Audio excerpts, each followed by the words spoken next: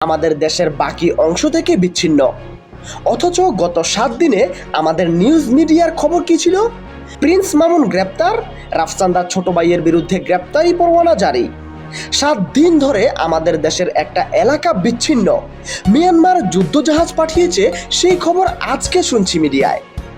বিচিত্র এই দেশ, সার্বভৌমত্ব, আঞ্চলিক অখণ্ডতা একটা জুক্স হয়ে গেছে। আমাদের হৃদয় টুকরো হয়ে যাচ্ছে এই খবরে। আমাদের দেশ, আমাদের ভূখণ্ড, আমাদের জনগণ আলাদা হয়ে গেছে বাকি অংশ থেকে।